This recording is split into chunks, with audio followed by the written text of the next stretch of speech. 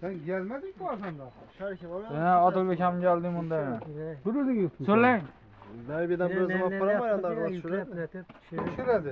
İş başlandıydı buna kalasa. Vallahi Bunun ama yok. Bu özü gider dışarı ama onu yüklep özlemimiz gidemez şimdi. Güneş biraz pala bilen gidiyor. Murat'a söyle beni. Adı yine tutar şeyi şurada. Adam var bütün balları içti bir İki yerde. katı da Bagatı baktı var.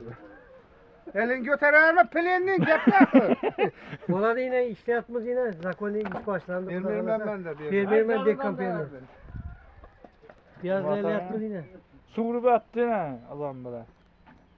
Buz dinlemez mi Murat'a? İşte YouTube'da çıkamaz kuda kalasa yine. YouTube'a çıkarsınız usta. Kanalda aram çıkardı. Buna veremiz mi aramdan katlımız mı? Masada o dipol dikti verdi.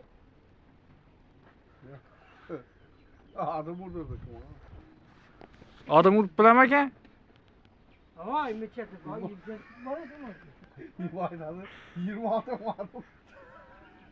Şurada 13 olan. Paşa genç top. Paşa genç top.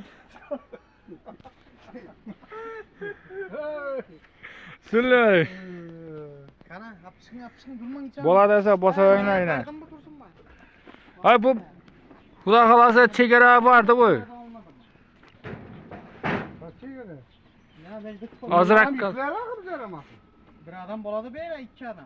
Kaçına. Şu adam katlayı versin. Yine.